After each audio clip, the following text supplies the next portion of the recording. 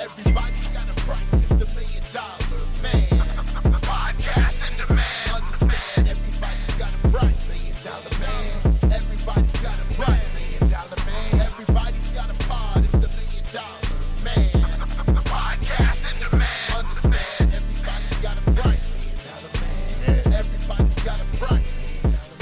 What's up, everybody? It's Marcus D'Angelo, and we are back for another episode of Everybody's Got a Pod. And of course, I'm here with the $1 Million Man, the Hall of Famer, the master of the $1 Million Dream, Ted DiBiase. Ted, how you doing, man? I'm doing good, Marcus. How are you today? Oh, man, I'm doing fantastic. We've got another really fun, exciting episode today. We love being able to give our listeners an opportunity to interact with you. Great. And this is it, man. You put it out actually on your social media, and you got a whole ton of questions. So we're doing another Ask Ted Anything. I'm excited to get into it. However, before we do, I just want to give everybody a reminder. Please head over to our YouTube channel, youtube.com/@everybody's-got-a-pod. We have YouTube exclusive content you'll never hear on the show. Plus, we have a bunch of bite-sized clips so you can listen to them or introduce a friend to our podcast without them having to listen to the whole thing. Just give them a little taste of it, and I think that they're going to see that what we're doing over here is a lot of fun. Also, we did a huge giveaway of autographed merch over there to kick off the show last month, and we have more on the way. So all you've got to do, all you've got to do to be eligible, Ted, they've just got to get over there and subscribe, and then they're automatically entered for all future giveaways. Again, that's youtube.com/@everybody's-got-a-pod. Subscribe today. One last thing before we get going. If you're enjoying our show on your podcast app, on your phone or laptop, or however you're listening to us, just take a moment, subscribe, leave us a 5-star review. That helps us out a whole bunch. So Ted, you ready to jump into some of these fan questions? Let's go. All right, here we go. David Ziegler asks, I just finished the Dark Side episode on JYD. It was by far my favorite in the entire series, though the payoffs were much less in Mid-South compared to the WWF. Where did you have a better time? Mid-South seems like it was a great time with great guys and many legends. I had a great time in Mid-South. I mean, it's kind of like Mid-South was like right at the end of what we call the territory era. Territorially, I guess it more fun in terms of we all, it was kind of like a caravan. It's kind of like once I went to the WWF, I wasn't traveling by car anymore. We were flying everywhere. Yeah. And when you're driving, it was a lot different. Like, I can't remember the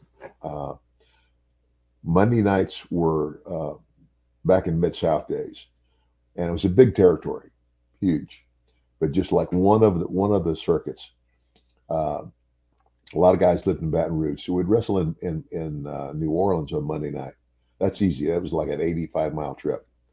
We'd wrestle in Baton Rouge on Tuesday night, so that's almost like you're 2 nights sleeping in your bed at home in your apartment. And then so either Tuesday night or Wednesday morning, you would get up and drive, 240 miles to Shreveport for the sole reason of going to the TV studio and doing interviews for that week's TV show. And then after interviews are done, then that would be from about 8:30 or 9 o'clock till noon.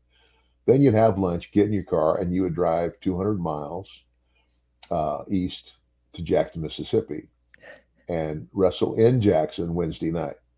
And a couple ways. Either you stayed over in Jackson Wednesday because Thursday you were going to go north 100 miles or 120 miles, either to Greenwood or Greenville, Mississippi. Wrestle there now on Thursday night, and then from there drive all the way back to Baton Rouge.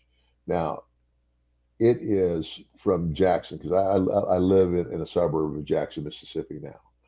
It's 180 miles from here to Baton Rouge.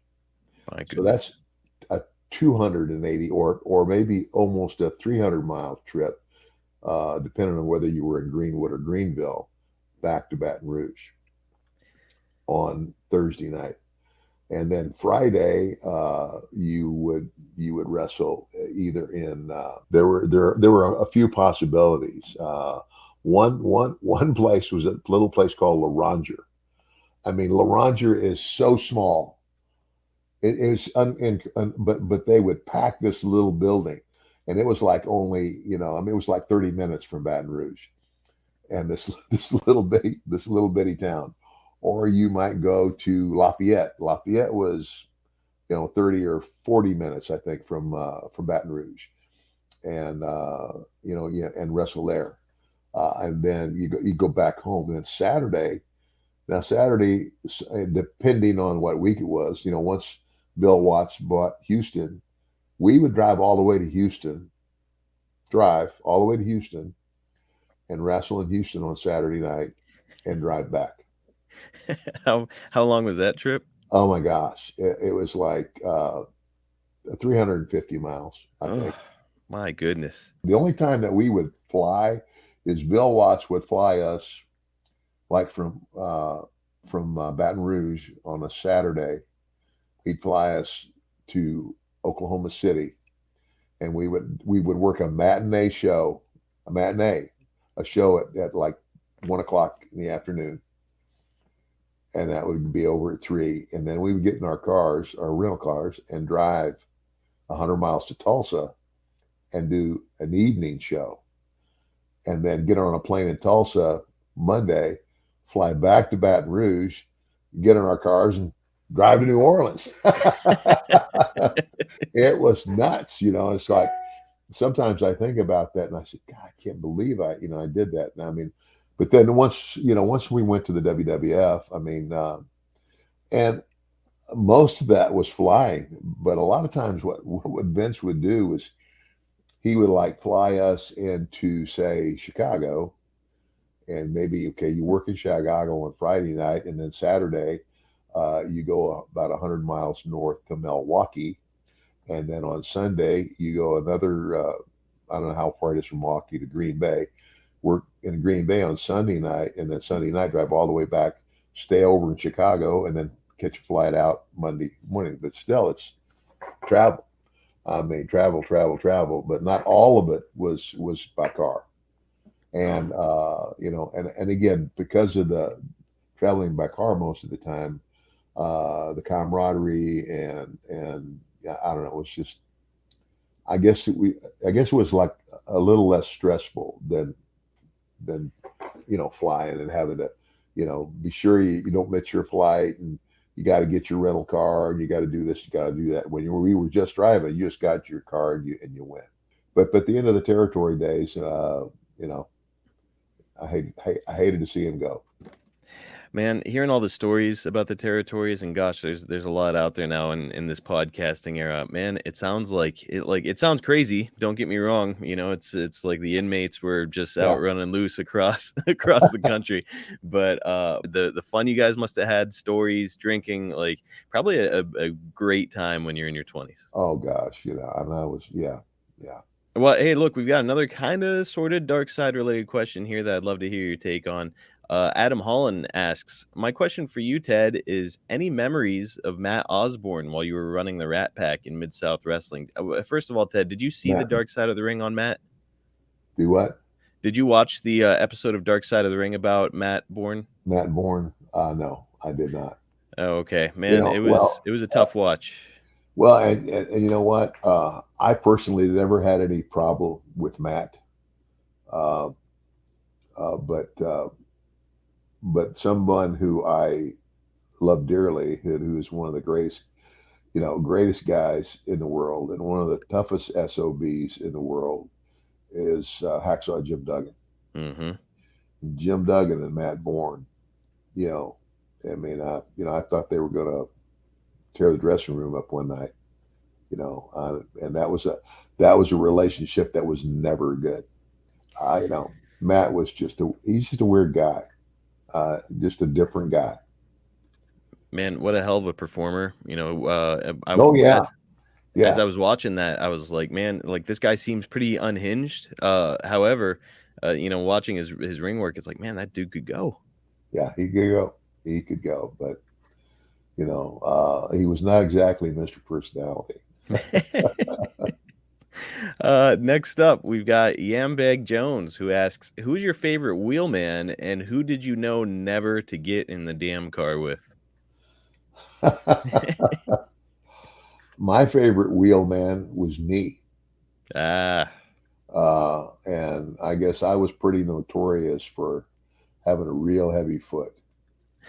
I mean, my wife even told me, she said, honey, she says, a lot of your buddies, or, like, they may not tell you, but, you scared the shit out of a lot of them by the way you drove. I said, really? Well, but I don't know. Some guys might say, don't ever get in the ring with Ted. I mean, in a car with Ted. But the other thing is it wasn't. And then traditionally wrestlers bought great big 4-door cars mm-hmm. because you're going to be riding with somebody. And then I just got a wild hair, and I bought a Trans Am. I mean, and this is a Trans Am that looked just like the Trans Am in Smokey and the Bandit. Oh, no way. Yeah, with the T-tops, the whole deal.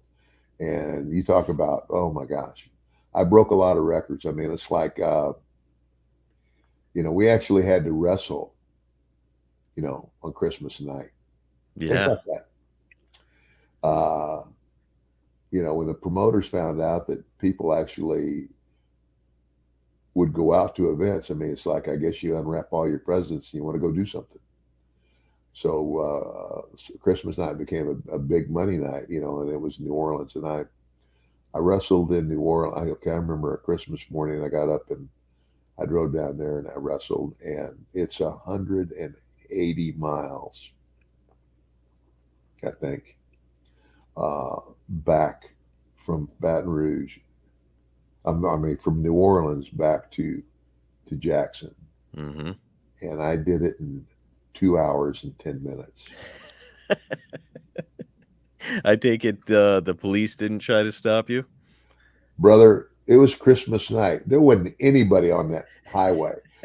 I mean, I put the eagle of my Trans Am. I put that eagle head right on the white line. I was just, every now and then I would pass a car, but other than that, it was just, giddy up, go. Man, that is some Smokey and the Bandit stuff. Yeah, it is. But, anyway, but it was, again, I mean, anybody that has ever thought that wrestling was an easy life is just, they don't know what the hell we're talking about. Man, it's I can't imagine how difficult that would be, because you're with your own children and you've got to say, okay, yeah, that was fun, that was great, we all open our presents, see you guys later, and you just leave. Man, that would be tough. Yeah. Next up, we've got Eddie Prather, who asks, Ted, where would you rank Brad Armstrong as an in-ring worker? He's easily in my top 5. And I would agree. And I also I had a lot to do with a young Brad Armstrong, because when he first came to Atlanta, he and I, we worked a lot together, and I think even Brad would have told you that I helped him mature a lot as a worker. But oh my gosh, I mean, again, he's a guy like myself who grew up idolizing his dad and wanted to do nothing else but be a wrestler. And gosh, I mean, he was really good. I mean, yeah, would I put him in the top 5? Absolutely, without a doubt. I talked to Jake recently on our podcast, The Snake Pit, about Brad Armstrong, and Jake said that I asked him why he thought Brad Armstrong didn't reach greater heights in wrestling, and he said because Brad wasn't really willing to travel. Like if Vince would have got his hands on him, would have been a whole other ball of wax. But he said Brad just wanted to stay in the South and be close to his family. Was that your impression as well? Yeah, pretty much. Yeah, pretty much. man. and you can't blame him for that. So No. I mean, look, if you're making a good living and you don't have to yeah, travel too far from home, why would you mess with that? yeah. All right, next up we've got Christopher, who asks, Ted, you were there for the Goldberg phenomenon. What did you think of Goldberg and his quick rise? Well, I mean, I can't blame Goldberg for anything. I mean, it's like it was just he was at the right place at the right time, and it was a great opportunity. But you're talking about a guy that they pushed from the get go that had no earthly knowledge about what the hell he was doing. Mm-hmm. I mean, he was just such a novice in terms of being a wrestler, and it wasn't his fault. I mean, and he, you know, being the right guy with the right look at the right time at the right place. That's how I look at that whole thing.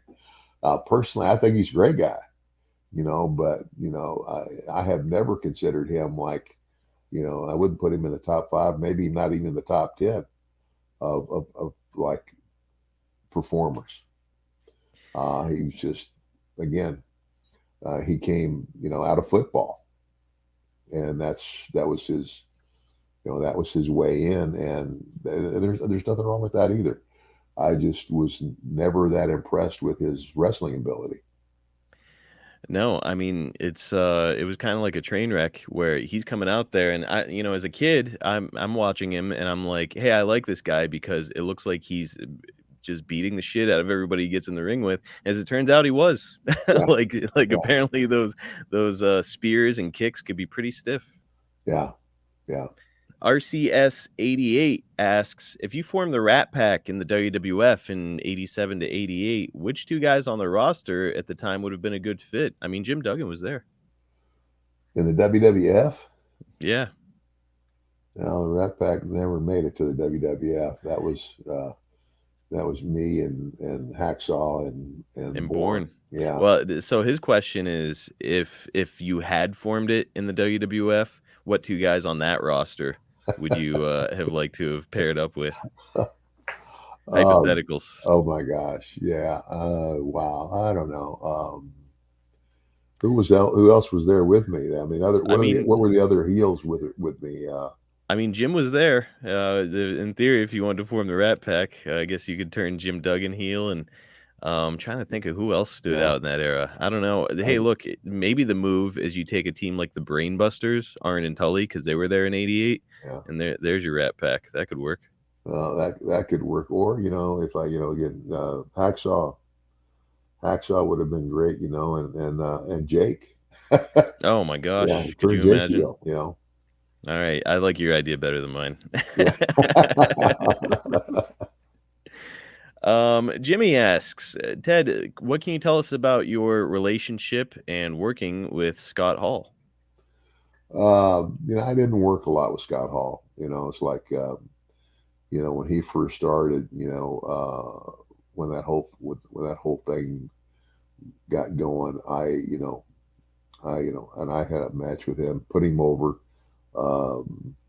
and that whole deal with Scott and Kevin? Kevin, and I think it was Shawn Michaels. Oh, the Click, yes. Click. I was, I just tried to stay away from that as far as I could, and I did, it was kind of like it'll either implode or explode, and I didn't know which was going to happen, but obviously, it didn't implode. It got over. So, but that was their first real taste of, main event for both of them, for Scott and for Kevin. All right, next up we've got Bob Weirton, who asks, did you have any kind of relationship with Ray Traylor? Brother Love Show with you, Boss Man, Slick, and Jake is one of my earliest memories watching wrestling, and I have been a mark for the Boss Man ever since. I know that you worked with him alongside the Steiner brothers in WCW too. What do you think of Ray? Ray was a good guy. He was a real good guy. He was a funny guy, a very likable guy, and I never had a problem with Ray. And he was dang good worker. He played his part well. Man, a guy his size being able to move the way that he could, Yeah, exactly. pretty impressive guy. Um, here's a not wrestling related question. It's kind of an interesting one. Sean Berkey asks, "What is your favorite movie?" Oh, wow. You don't get asked this one in shoot Oh interviews, I gosh, bet, right? man. I'm a real movie buff. I mean, one of my favorite things to do is go to the movies. I mean, I have spent my whole life getting in front of people and entertaining them. So going to the movies is my opportunity to go be entertained. Oh my gosh, it would be. I'm a typical guy. I like the war movies, man. Uh, you know, one of those movies that comes to mind is Flags of Our Fathers. Oh yeah, Was a good, and I think it was based on you know some facts. I mean, I think that's the one. Wasn't that the one where they were on Iwo Jima? I believe so. I It's think it's been a so. it's been a while since I watched Yeah, it, but man, and it was just yeah, that was a real intense movie. And again, I like good old westerns. I mean, remember I went to high school in this little town called Wilcox. That's you know as a crow flies about 65 miles from Tombstone, Arizona. So Tombstone, the movie, was a big hit with me, and just the one Wyatt Earp with Kevin yeah, Costner. Because those characters are, that was it was a part of history that, and a matter of fact, I can't remember which one, but in the old, there's two cemeteries in Wilcox now. There's the old cemetery, and for years, I mean, they just let weeds grow up and everything. It's almost like they forgot about it. But then they went back and they cleaned it all up and everything, and you could go walk through there now. My father and my mother, my grandmother, they're buried at the newer cemetery in Wilcox. But in the old cemetery, one of the Earp brothers is buried there. He they said he got into a fight with somebody in the bar right there. It was called Railroad Avenue, hmm. obviously because the railroad came right through there, and went out on the street and got shot, killed. So one of the Earps is buried in the old Wilcox Cemetery. How about that? Yeah, but so I like I like the westerns, man. Uh, Well, if you had to choose, Clint Eastwood or John Wayne, who's your guy? oh wow, that's tough. Right? That's really tough. Okay, I'm going to put it this way: for their representative eras, obviously there is no match for John Wayne in his era, and for Clint Eastwood, I don't think there was any much for for for his era of it's kind of like like what era did I wrestle in, that type of deal. It's kind of like Yes. if I were start talking about Dory Funk Senior and Iron Mike DiBiase, that was their era. That was the era right before me.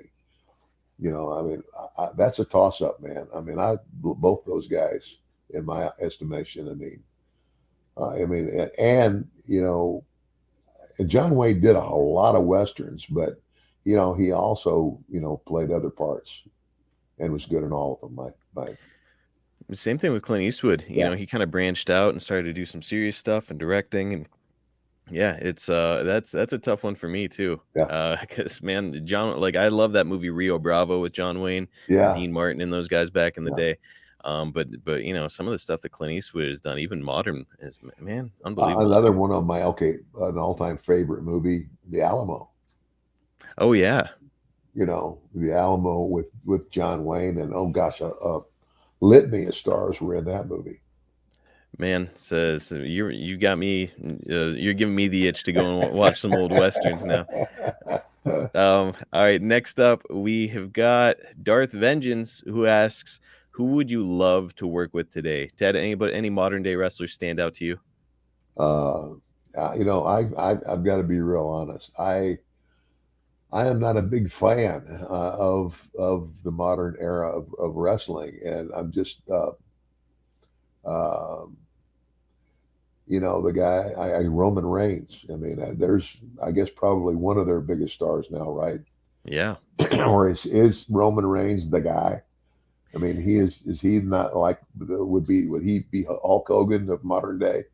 For sure. And by Yeah, the way, a lot of people point to the angle with you and Hogan and the twin referees. A lot of people for many years have said like, well, that's the greatest story ever told in professional wrestling. Now a lot of people are starting to come around on Roman Reigns and his story with the bloodline. I don't know if you've seen yeah, any of that, but like a lot of people are saying like, well, this might be the greatest story ever told in wrestling. So yeah, and hard to yeah, beat yeah, Roman Reigns. yeah. And again, Roman Reigns is, you know, what and who was Roman's father? Sika. Yeah, Or was it Alpha? well, it's one of them. Yes. Yeah, I can't remember, but Alpha and Sika, man, and again, you have another second generation wrestler who grew up wanting to be like his daddy, and there's a lot of us. Man, it's the first name that came to mind whenever I read that question initially. I was like, man, Ted in his prime with maybe Cody Rhodes, that could be something. Yeah, So there's certainly no end to the talent out there. And like, come on, Brian Danielson, whew, yeah, could put on a yeah. hell of a match. All right, next up, here's a related question. We've got Jonathan Robson. Was there anyone from your 80s and 90s WWF run that you never got to work with, but you wish you could have? Wow. I'm kind of racking my brain on it. I Yeah, mean, I mean, gosh. like a program with you and Shawn Michaels, maybe? I don't know. Well, okay,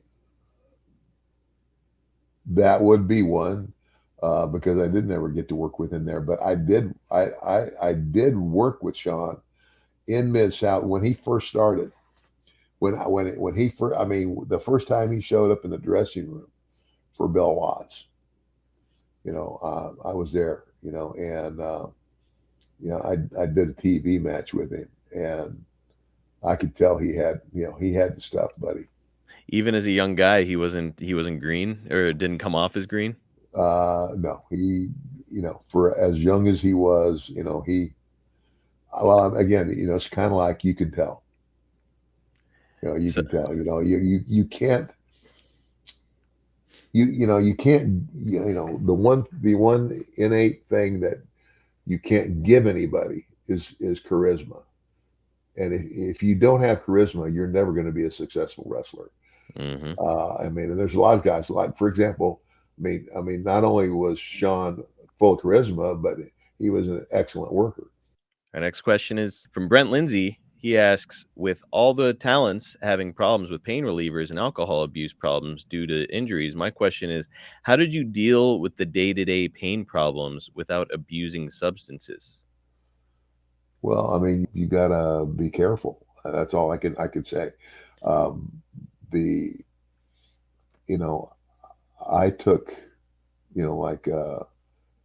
like I took pills that would what do they I don't know what do you call them? I mean, like that would keep me up. I Okay. did I Like I did Adderall or speed or But something like yeah, that. yeah, something like that, like Adderall. Adderall's a good one because I mean, and Adderall comes in different doses and stuff, and so that's what I basically would do. Where there's some times when I snorted a line of coke or something. Yeah, it's like I can remember stopping dog on the highway one night because I was almost asleep at the wheel, and I had to get to Shreveport. And I said, well, he's going to, I kind of gave him the lights and had him stop on the side of the road. And, I was looking for maybe a Benny or something like that, and he says, no, this is what I've got. And so we like two, and You were ready to down, roll. it's all I needed to get me there. So, but again, I was not like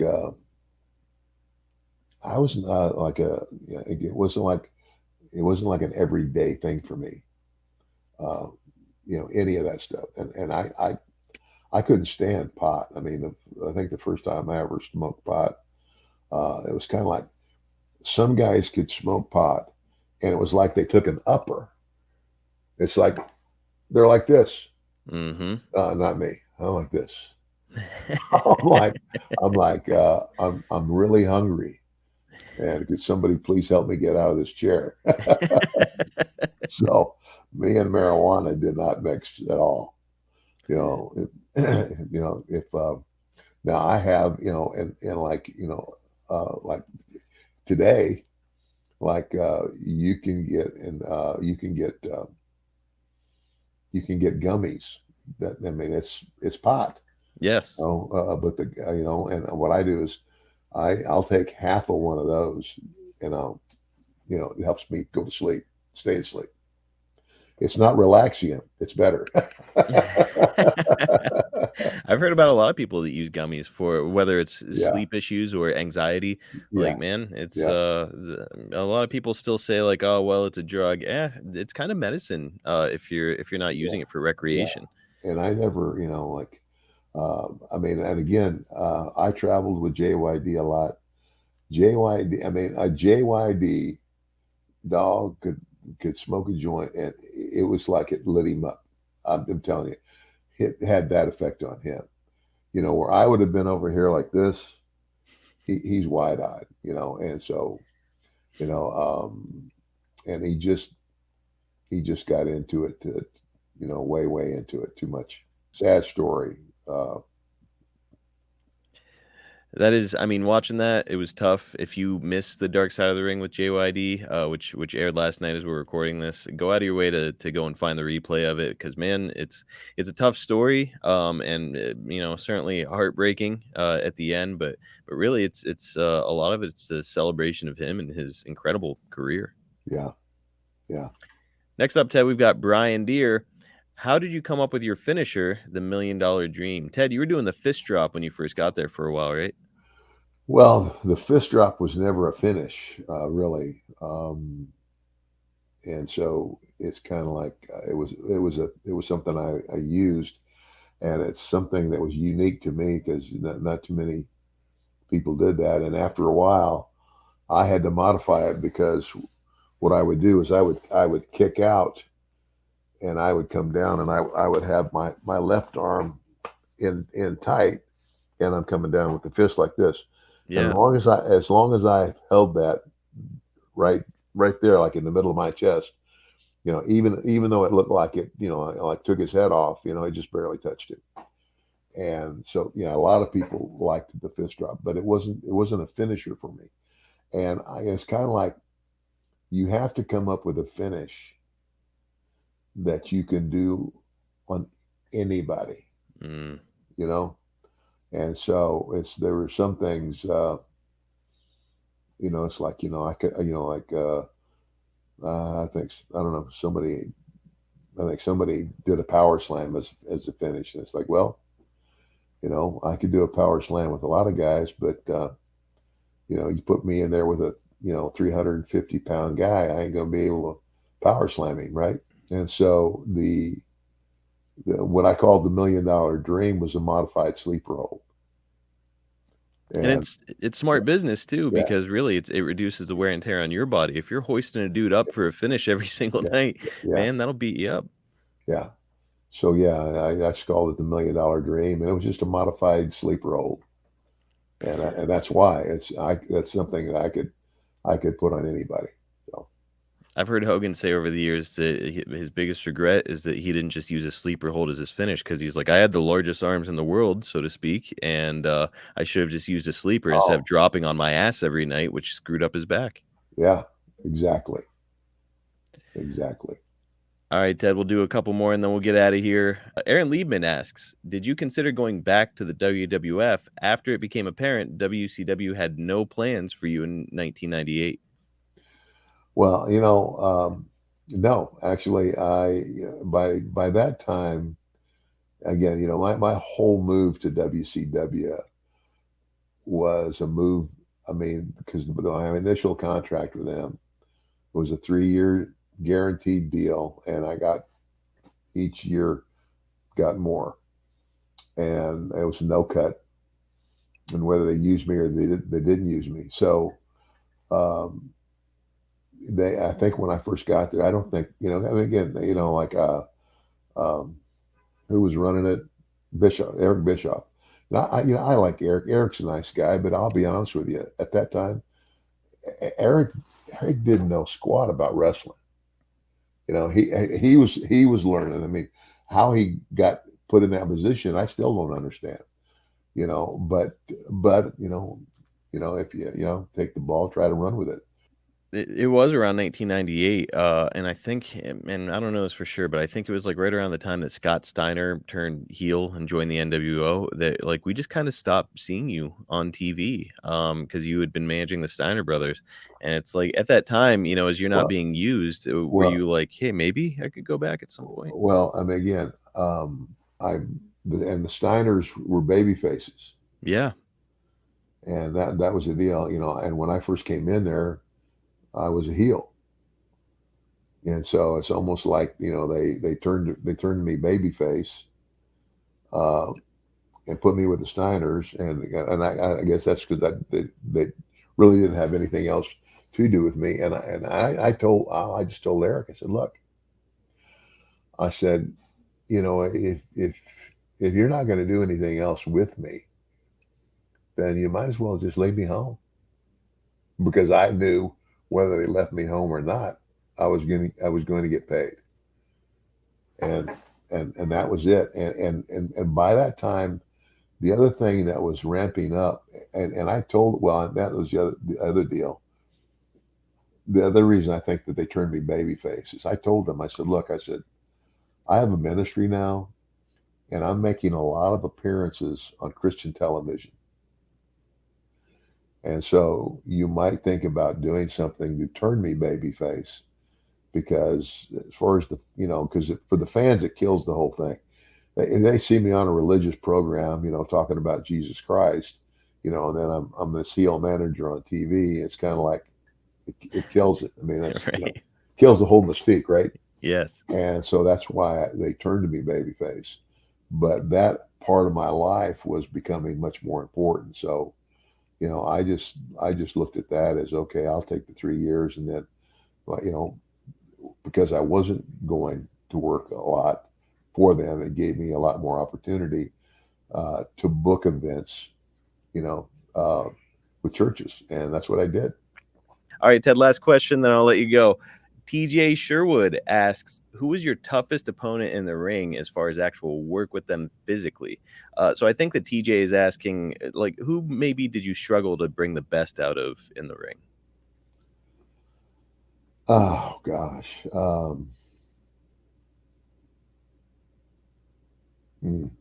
I know the Warrior's probably an obvious answer just because he didn't know what the hell he was doing out there, but Well, I mean, and that's what I was about to say, because unless you totally let him, and uh, I guess he would have been the hardest. Um, what about like a big guy that, like ordinarily the big guys that kind of just lumber around, it's hard to, maneuver them. well, with big guys, it's kind of like go back to what Terry Funk told me. He says, you got to put them in the middle of the ring and work around them. And so the great big guys, what I would do in the matches with those guys, like, oh my gosh, Bundy or yeah, Andre. Bundy. I didn't work. Andre was always my partner. Who's another real big guy? Shoot. Did you ever work with like Haystacks or one of those guys? Oh, but there was, Bundy, and there was anyway. But pretty much, I would like lock up with those guys, and then I would have them just power out. They would just push me off, right? And even go back into the corner with it, and kind of scratch my head, and make it look to the people. And it's like, like I'm thinking about what do I got to do to this guy, and then I keep locking up with him, and he just keep powering out, and all right, I'd hit him, and like hit him like, and I was gonna, turnbuckle him, and he wasn't going anyway, and I would tell him, don't move, don't move. It's like I couldn't turnbuckle him, and I'd have him reverse it, and he'd turnbuckle me. But at some point, I would do something to where maybe have him, go for a clothesline, and I duck and go behind him, and I would clip him at the knee from behind, and so now I'm getting him down on his knees to where we're face to face, Yes, and I can start working on his head. So if that makes any sense, it does. that's the type of things I would do that would logically, if you're working with somebody that big, that's you got to work on them when and how you get them down. And so Interesting. And something that I think is kind of a lost art. I mean, nowadays you see the big guys, and some of them are doing like moonsaults and stuff. It's like, man, I don't know if that's how you do it. yeah, I don't know either, man. Well, real quick, it's also making me wonder. Jake talks all the time about like how rough it was getting in the ring with Ronnie Garvin, where like he's like, "Hey, look, I love to work with the guy, but like you were limping away from the ring because it was half a shoot." Was there anybody like that you stepped into the ring with where it was like, "Man, I'm gonna get my ass beat tonight"? No, I worked with Ronnie Garvin a lot. I mean, Ronnie was, it's what we call stiff. I mean, if you ever went to Japan, I mean, all the Japanese were 3/4 stiff. I mean, it was like, the chop was the chop, and it was loud, it was real, and it would leave a big red handprint on your chest. Uh, but I mean, no, I never. That's I didn't, I didn't think that. I mean, Jake never had a problem with Ronnie, did he? Oh no, he loves Ronnie Garvin, and Yeah. they love their matches. But he always just says like, "Man, I would leave that ring covered in blood." Like it was like, and like he said, like it was essentially just devolved to live rounds while they were in the ring, just because it's like, okay, let's just hey, look, if we're gonna make it look real, let's go ahead and make it look real. Well, yeah, and see again, I was the same way, and it's yeah, like I was going to make it. It's kind of like my attitude was always, some of these people, they all think they're smart. Wrestling's fake, and I'm going to do the best job I can for them. They might think every other match on this card was fake, but I'm going to try to make them believe mine was for real. Kind of like, hey, these two guys were going for it. So that was just the attitude in my head. So make it as real as you can. As a going away, one more Ronnie Garvin story. Oh Now, my gosh, please. Ronnie Garvin was a great worker, but also he was a pilot. He had a plane, Yes. and I think it was Alexandria where we had wrestled, and I can't even now remember where we were going to go. But there was a couple of guys, and he said, "Hey, you know what? Hey, just ride with me and I in my plane." He said, "We'll be there in 30 minutes." And I said, "Oh, okay, great." And so this guy, and this is the promoter of the town in Alexandria, he drives us out to this field. I mean, when I say field, it's like a field. It's kind of like where's where's the runway, and so we go out there. I mean, we're in the middle of nowhere, and it's like, and he said, so what he told him, he told the promoter, he says drive all the way down there to the end, and turn your car around, like facing the plane with your headlights on. That gives me something to see.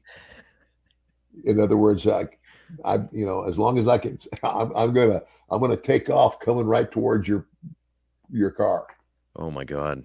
I was like, I said, I'm thinking to myself, I hope I didn't make a mistake here. I don't want to.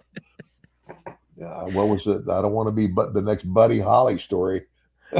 Right. It's man. So you were on the plane while Ron Garvin is Oh, flying. oh, yeah. I mean, and well, we took right off, and I can't remember where we went, but I mean, you talk about a guy who was praying. I was like, oh my gosh, yeah, Man, that was man, that was wild. That's you got to trust your body with these guys in the ring, but I don't know about trusting my body with one of the guys in the air. But Oh man. Ronnie was he was always. I mean, you talk about a great worker. Ronnie Garvin was one of the best. Man, I'm One of the starting to get best. introduced to him as I get older and kind of get into the podcasting thing where I'm doing my research and I go back and watch a lot of his stuff. And man, he was awesome. Yeah, yeah, very much so. Well, this has been awesome too, Ted. Really appreciate you joining me today for another great episode of Everybody's Got a Pod. Before we go, I want to remind you all that if you'd like to get this podcast on video with no commercials and get access to a ton of sports, entertainment, and other shows, get over to premierstreamingnetwork.com. Sign up for Premiere Plus. RVD has a podcast. Sabu has a podcast. My friend Efren does the game show over there. If you're a wrestling fan, a fan of sports, or you're just looking for some great entertainment, I can pretty much guarantee you're going to love what's going on over at premierstreamingnetwork.com. We'll be back for more next week, but in the meantime, we'd love to get you to follow us on social media. We're at Ted DiBiase Pod on all social media platforms. You can follow Ted at MDM Ted DiBiase on his social media. Follow me at Marcus P. D'Angelo on Twitter, and follow Premier Streaming Network at Watch on Premier on Twitter and at Premier Streaming Network on Instagram and Facebook.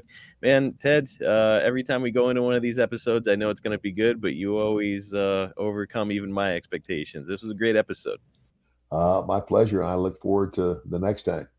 And until then, just remember, everybody's got a price for the $1 Million Man. Guys, we'll catch you next week right here on Everybody's Got a Pod.